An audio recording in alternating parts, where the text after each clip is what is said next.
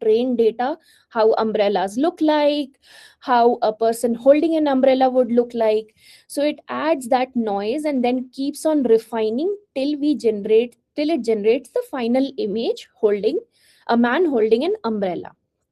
And the other way around also it happens, where let's say you had with a man holding an umbrella, and then you asked it to remove this particular umbrella, so it starts checking the image and identifying where the umbrella is. Then it starts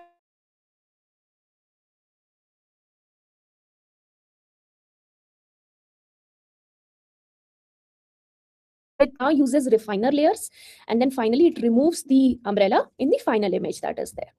Similarly, for code LLMs, it's largely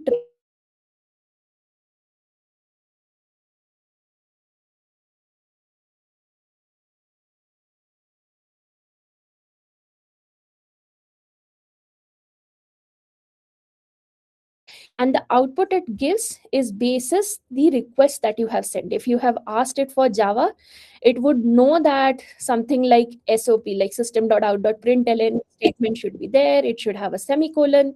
Let's say you have told it Python, so it will know it's not system.out.print, it's plain print, and then I don't have a semicolon at the end, something like that. And finally comes multimodal, where you interact with different versions of your text to image, text to code, image to image, and a lot of things in the multimodal. But all these models that are there, be it text models, be it vision models, be it any kind of models, they all work on something called as token and something called as embeddings. I'll just write the short version, embed. Starting with LLMs, the text LLMs that we have, let's say I say my name is ABC. I have this text here, I have this sentence here, right? Now, what tokenization is, I can break down this complete sentence into different words, or I can break down this particular sentence into each character. Now, different models have different tokenization methods, and they have different ways of tokenizing the particular sentence. Some may use sentence tokenization, some may use character based tokenization, some may use word based tokenization. And that is primarily because different languages use different nuances. For example, what we say in this is English, and in English, I can do a word based tokenization, and it would be very easy for me to represent this particular words into vector embeddings, which is the numerical representation of each word. So let's say Hello, 0. ma'am. Yeah. Ma'am, will this session be recorded also? I believe this session is not recorded. Yes, ma'am. If Tarun can answer. Yeah, we are recording. Okay. We will provide in WhatsApp group. Oh, then it's fine. Yeah. So you got your. Ma'am, please minimize this small windows on your Oh, screen. is it? Okay, Yeah. I am not able to see, but I think you are able to. Let me try. Tarun sir, will we getting a recording of this? Can you say end this if it is being live streamed? Bro, join WhatsApp group. We will Hello, inform. Mayur. Okay. Okay. Yes, yes. Just to answer, so we are not streaming this thing on YouTube, so you can be on the session, and recording also we are trying our best, but be on the session, so it will be good for you also and for all people also. Thank you. Okay, sir. Okay, coming back. So let's say we had this sentence. Because this is English, I could have followed a word based tokenization or a character based tokenization, and it would have been very easy for me to do a word based tokenization and represent each of the word as a vector. Let's say this is some 0.56 something. Now, that is what embedding is. It is just the numerical representation of a particular word or a character depending on how my tokenization is done. Let's think of it as a in an empty room, we have, let's say, some balloons here, some balloons here, Now what is happening here is, this is my x-axis, this is my y-axis. The representation from this particular,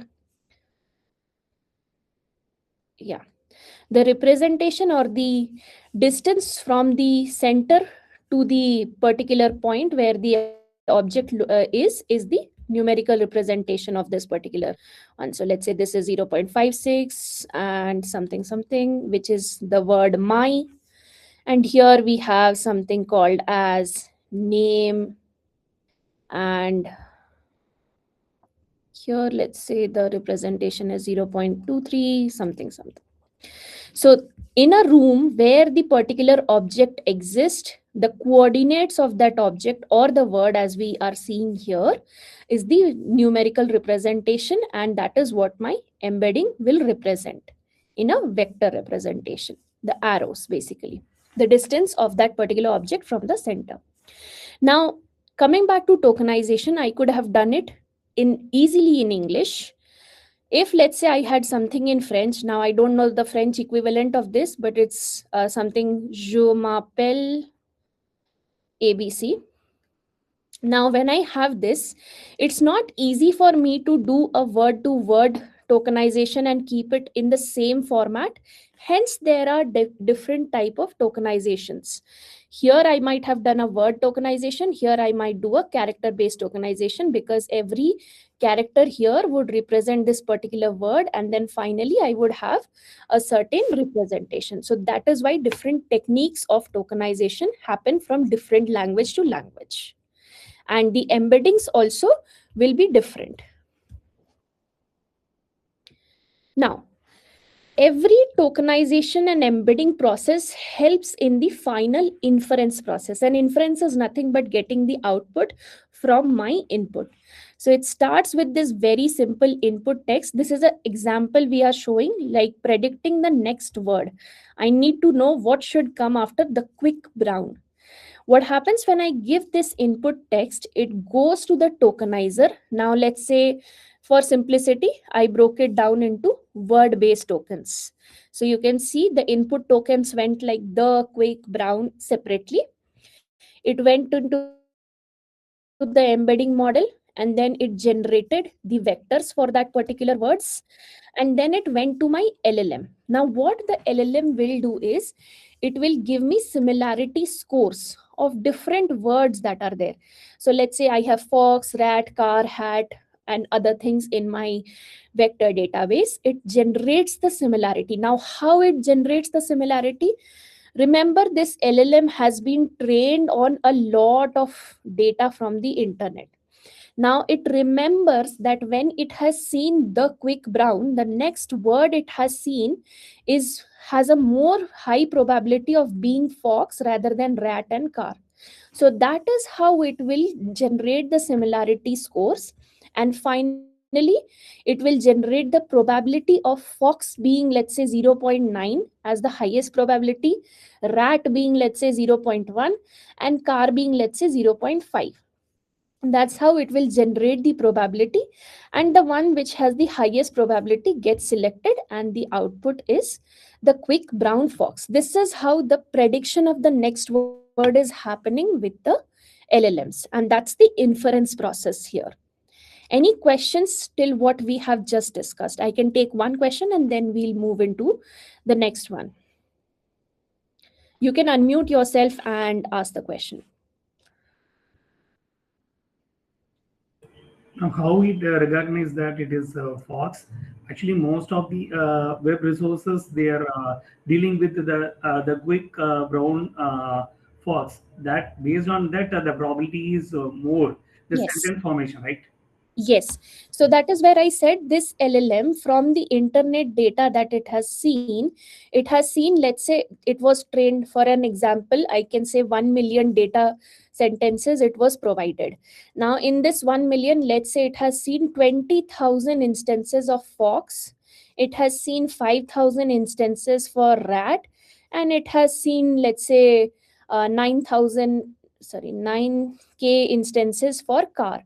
So basis the number of times it has seen the word fox coming with this particular sequence, that is how it is able to know that fox would be the highest probabilistic word after the quick brown. So as you correctly said, it does the sequencing with the particular data that it has seen previously. Ma'am, then based on that context, it's very no, ma'am. Actually, here that context is animal based means this kind is okay. Yeah. But if it is that term which is coming under some other Yes. area, means for an example, array, something that it may change, right? Based on context, it's very. Definitely. And that is what we are going to learn next, how with prompt engineering and the different methods of prompting, you can control this output that we just saw. So starting with the first one. So prompts, again, we all know that it is a simple set of instructions or a detailed set of instructions that you would give to an LLM to get a particular response. But there are different types of prompting. If I would have just given it the sentence, the quick brown fox, the quick brown, it would have generated fox as the output. But when we say the different components of that particular prompt, so let me first go to the example and then come back. So this is what we did in the first one. We said in a zero shot prompting, just generate or complete the sentence, generate the next word. We said complete the sentence, the table is, or the brown, the quick brown, or we say some idioms that it has seen previously, which is very common. Break a, and I say complete it, it would always say break a leg, something like that. So that is zero shot prompting. I have not given it any context, any input on what it should generate. I have not given it domain, I have not given it data on what it can generate in the future of that particular sentence. But if I have done it in a one shot prompting, for example, I've given it an example, cat is an animal, now say what table is. If I would have said the car, the quick car is red, so next time when I have asked it the quick brown, it would have said car. So something like that. When I'm giving it instruction, I'm giving it an example, I can change the behavior of that LLM to generate the next word. And that is one shot prompting. In zero shot, I've not given it any instruction, I've given it instruction but not any example, not any context. So it generates whatever it has learned from its previous data. And in the second one, when I do one shot prompting, I give it an example or I give it a context, and it is able to modify its behavior and tell you exactly what you are looking for. Similarly, we can do few shot prompting also, where we give it instruction and we give it a lot of examples. Now, this is good when we have production systems, because there definitely different use cases will be containing multiple set of instructions. It would need several examples. For example, let's say I want to deploy a particular system in production and I want real time data. So I can give it examples of how my real time data should look like. If it's scenario A, I should get input X. If it's scenario B, I should get input Y.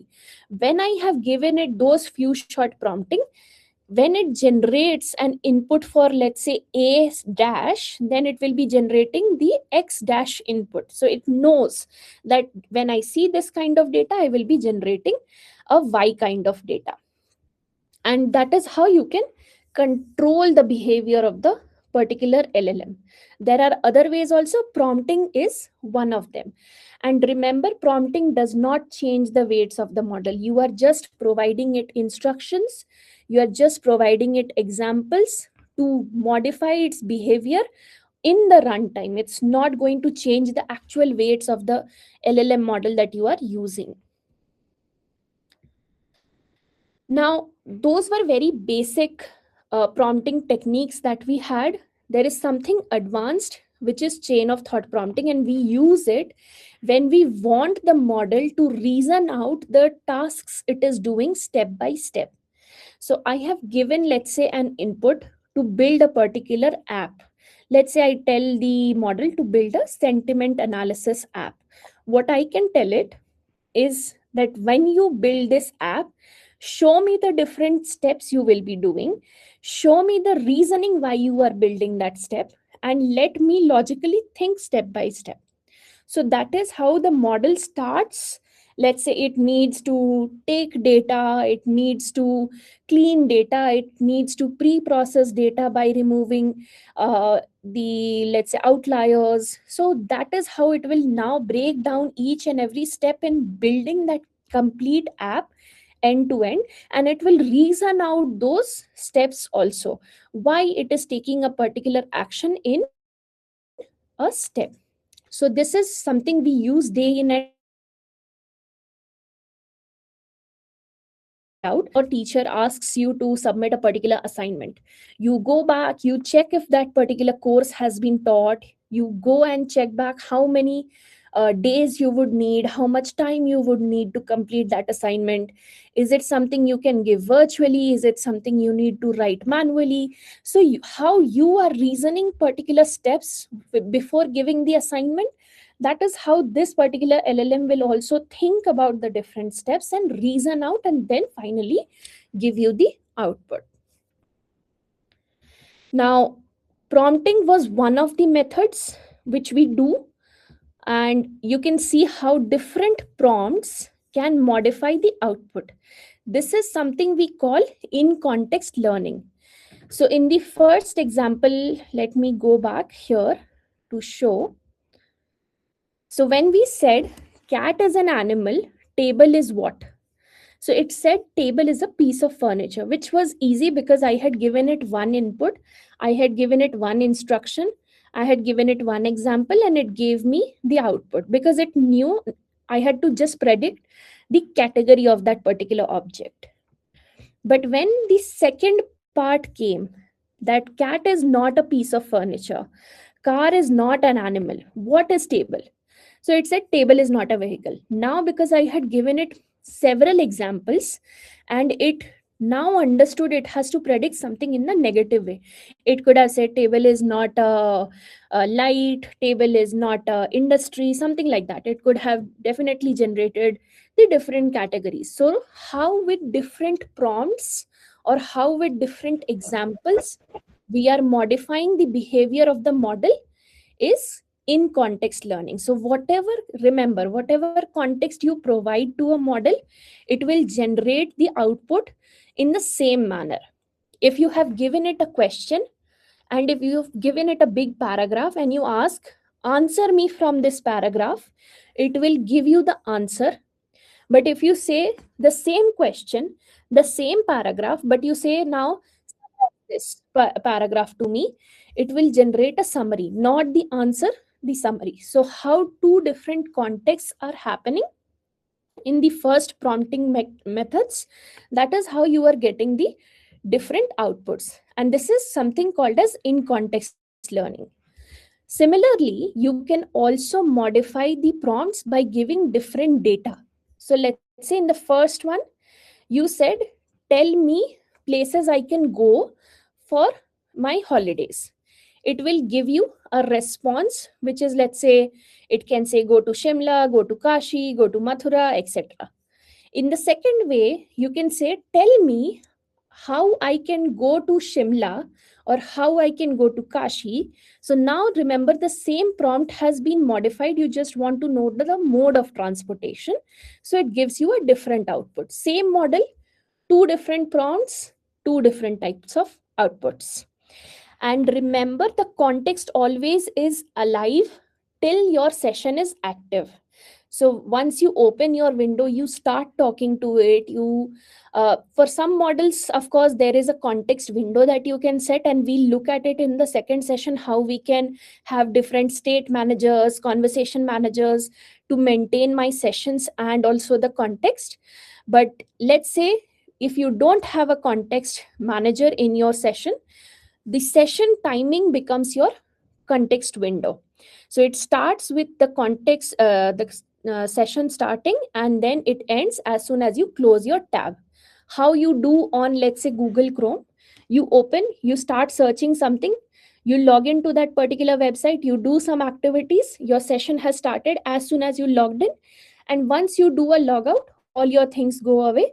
Similarly, this context also stays active till the session ends. And the model's behavior definitely changes basis the context. So after the first interaction, you would have gotten a different output. After 10 interactions of the same thread, you would have gotten a different output. Any questions on this? Again, I'll take one question and move on to fine tuning. Okay, I'll take the silence as no. Now, there are different ways, as I told, to modify the behavior of a LLM, how you would get different outputs. You can try prompt engineering. There is something like fine tuning and RAG also. There is one more thing we call as continued pre training, but we will not discuss it in today's session. We'll go for RAG and fine tuning. Remember why this is important, because when you give only prompts as the instructions to the LLM, it might generate content which is not related to a particular domain. It might be inaccurate. The content it has generated could be very different from how you would have wanted the content to look like. So all these things definitely pushed us to bring something called as fine tuning and RAG with LLMs. Now, what happens in fine tuning? So we take a pre-trained LLM. Let's say I can take something like Chat GPT.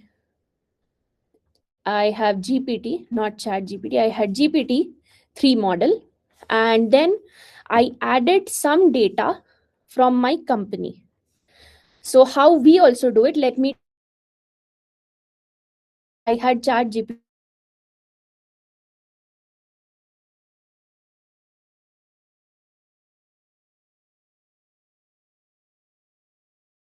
3 model, and then I added and I asked it to train itself on this particular social media data and finally give me a output.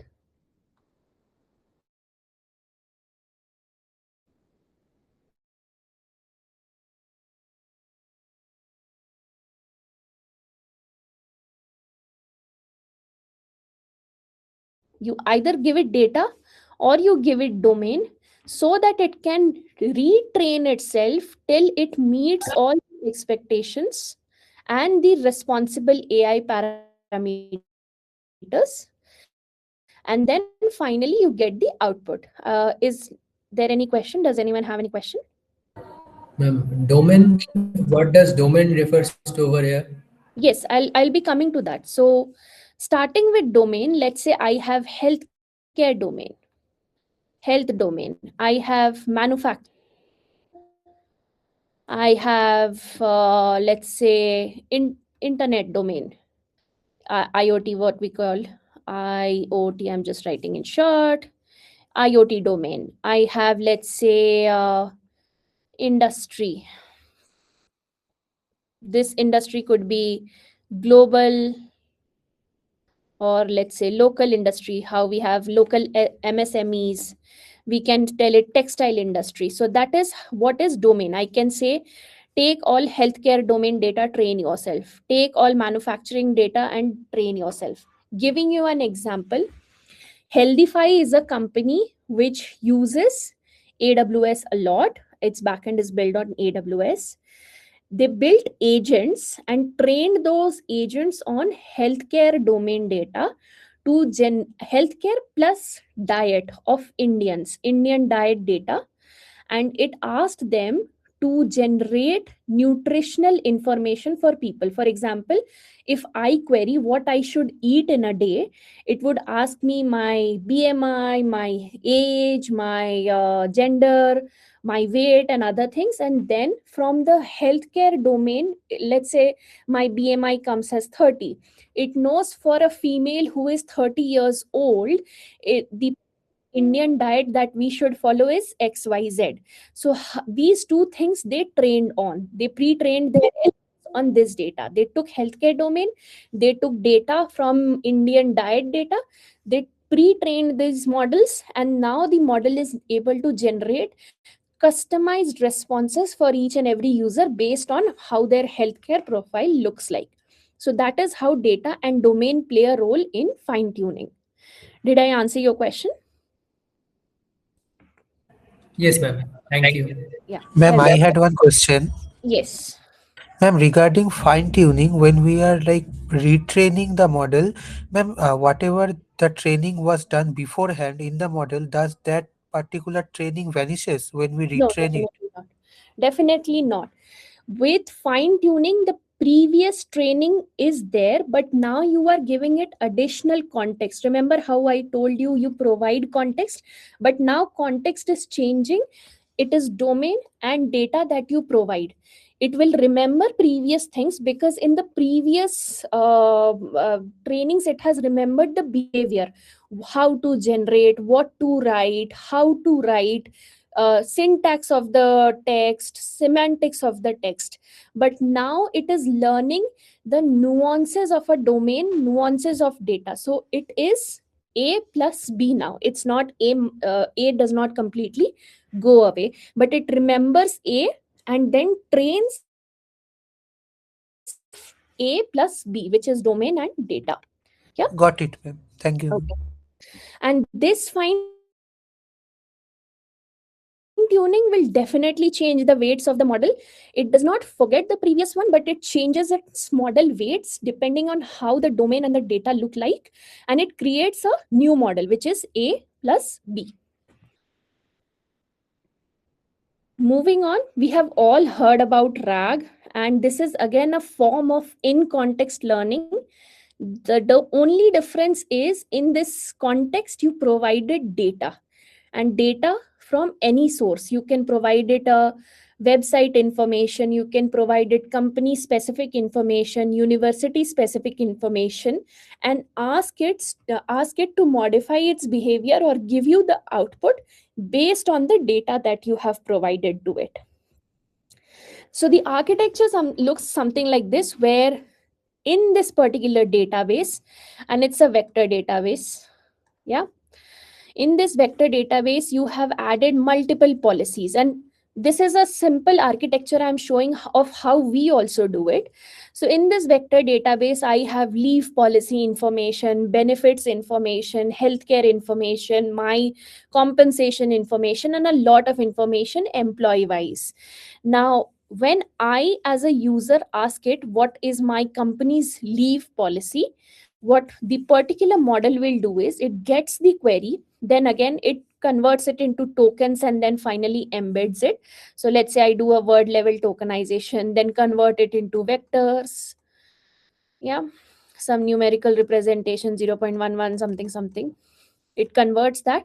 Then using this vector it starts to find similar sequences. So similarity matching is what it will do.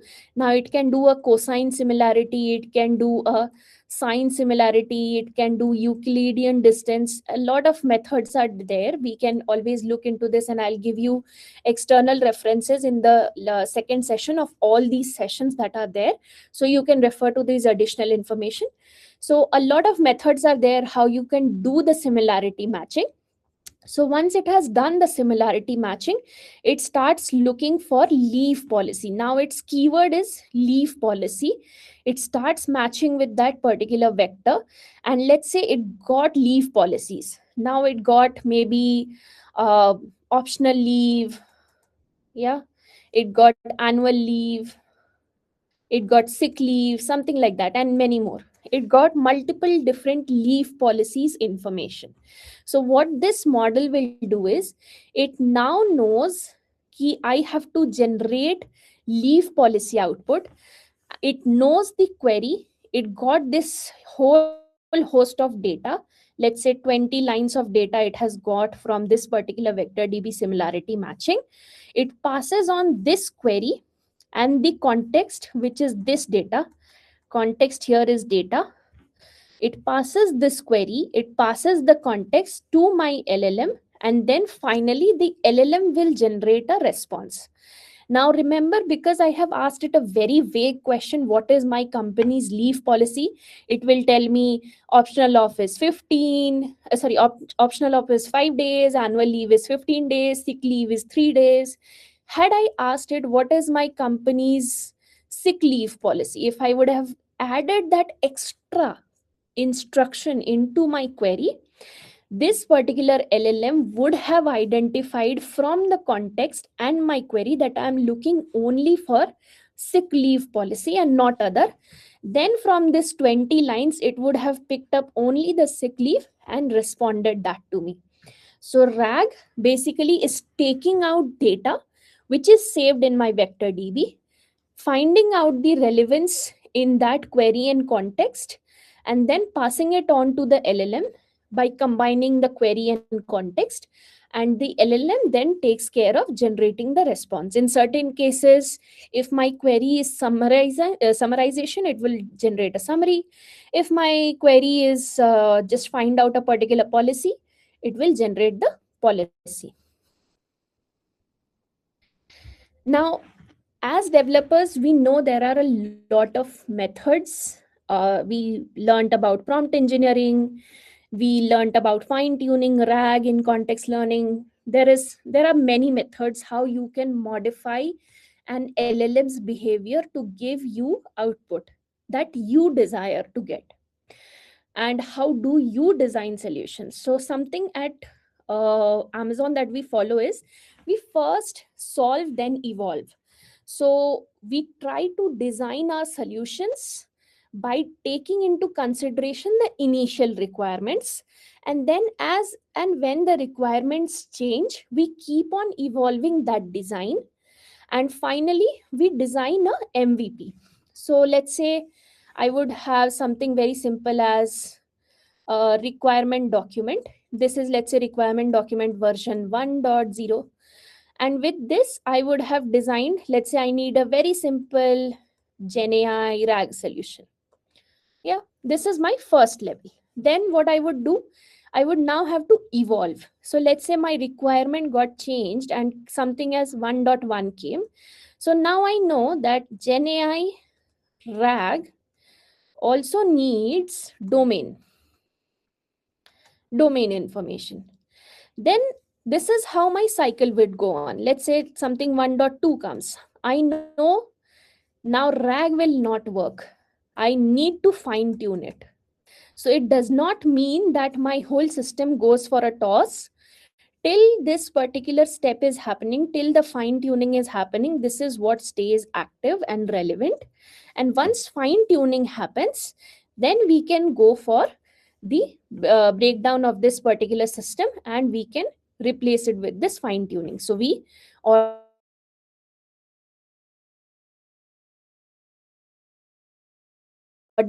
approaching any solution. First, you should start with very simple as prompt engineering. If your use case is just to get responses from data, you can do it very well with prompt engineering. Let's say now you need external data also, apart from what is there with that particular LLM, you add RAG to it. Let's say you also need certain data which is very core to your models. It is not available with RAG, it is not available with instructions that you're providing it. So now you need to fine tune it. So that is how you evolve each and every step. But before you do all that, you should always know what kind of solution you need. Not every problem needs Gen AI. Like back in 2023, when GPT came into being, everyone was trying to solve very simple also with generative AI, which we definitely do not need. So always do a mapping of problem to the techniques that you would need. For example, if I have to predict a feature, like if my name is male or female, if that person is male or female, if I have to predict that label or the class, I will not use generative AI to do it. It could be very simple single class classification. Or let's say if I would have to do a multi-class classification also, I will not do generative AI. I would have done simple ML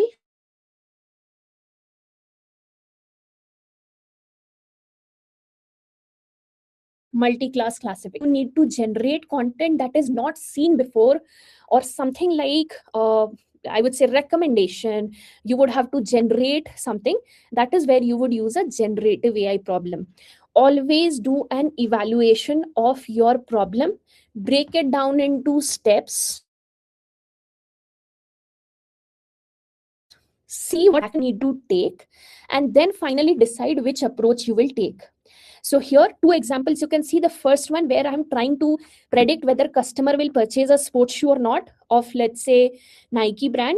Then I would use a very traditional ML problem because I have his purchase history, I have his cart history, I have his wish list, so I know what kind of things he likes, so I can predict it without even going into generative AI. But let's say for the same customer, if I would have to generate gift ideas for their birthday, and I have only his gender, age, and hobbies. I don't have his cart, I don't have his wish list, I don't have any previous data of his. So from the gender, age, hobbies, how I would have generated his gift ideas or what kind of gifts he would like, there I would have used a generative AI approach. Any questions still here? Ma'am, just on your last slide, I want to ask actually. So, you mentioned that Yeah. changing over time. Is there a way that an evaluation is taken, or maybe how do you Yes, measure it? Yeah. definitely. So it is always requirement focused. We do not go by let's say fad or new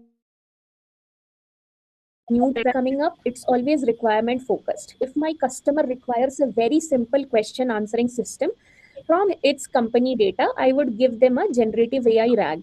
Tomorrow, let's say I had a manufacturing industry who said, I have 50,000 PDF files, I need my manufacturing line workers to just go query a system and then just tell me what is the particular solution of a problem they are facing on the manufacturing line. I would have given that very simple GenAI RAG system. Had they asked that along with manufacturing domain, give me sustainability also, that is where my requirement changes. Now I have to evolve because with my old GenAI RAG system, I cannot add capability of sustainability.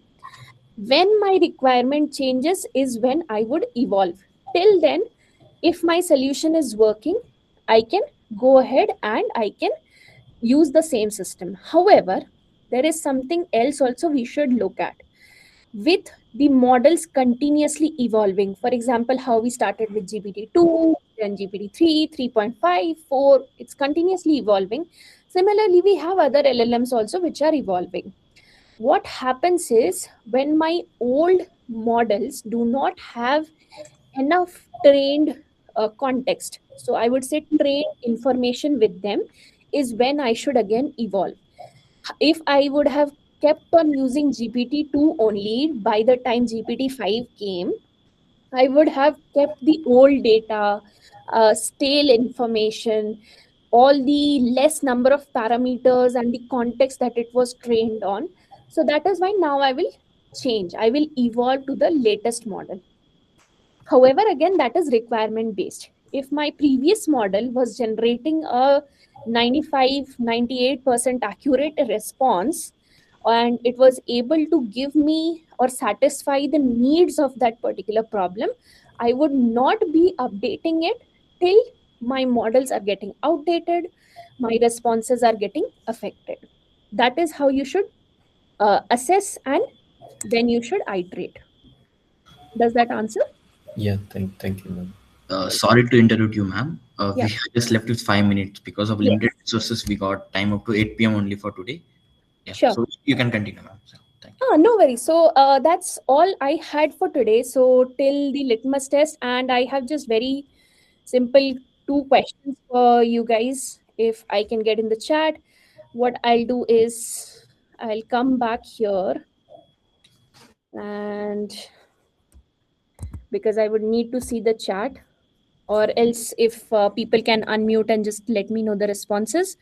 Which technique do you think changes the model weights? Is it RAG, prompting, fine tuning, or context setting? Can Fine we? tuning. Fine tuning. Fine tuning. Okay. Anyone thinks it's context setting? Okay. Great. Foundation models are trained on labeled data. Yes or no? No, Yes. No. no, Yes. non-labeled data only. Great. So, someone who said no, you are correct. Some people who said yes, you should go back and look at, because the internet, huge internet data that I have, I cannot label each and every data. Hence, the foundation models are all trained on very broad, huge, unlabeled data from the internet. And the final question, so you have to predict if a customer will purchase a shampoo in the next month based on their cart, wish list, and order history. Which kind of AI field will you use? ML. Generative. Generative AI. Okay, I have ML. 50/50 ML and generative AI. So, Machine ML. learning. okay, can someone tell the rationale behind why we should use generative AI or why we should use machine learning? We have to like predict the next occurrence, whether he or she will buy according to the order history mainly. So we have to use ML algorithms for that specifically. And why will not we use generative AI for this? It is not a new use cases. That's why we are choosing that Great, machine learning. Yeah. great, This is a specific case, so we can't use generative AI instant or machine learning. Machine learning is the for anyone in personal retail, so we can access the personal retail. Then we can predict the he or she going to buy the shampoo or not. So correct, machine learning is the best option, I think. correct. So machine learning is the right option. You can use generative AI for any use case, but however, you are predicting from data which you already know, and you are generating something which is not new. So you will be using machine learning for this. Had you had to predict, well, what to gift this customer on their birthday, or what this customer would like to buy next after he has bought something from your store, you will be using machine learning for that. Okay, so I'll come back to the tab and I'll stop presenting. That's all from my side today. Over to you, Tarun. Oh yeah. Thank you so much, ma'am, for the engaging session. The session was really engaging. You started with the text embedding and ended with why you need generative AI, why you need machine learning. That difference has to be clear with everyone. Actually, that Yes, point was really good. I like. Actually, most of people definitely have liked that point. Guys, please share your response. Actually, how feedback on the LinkedIn as well. We'll have one surprise. What we can gift who will give a better response on LinkedIn will get a AWS credit from the club side. So give your response, guys. Also, thank you, ma'am, again.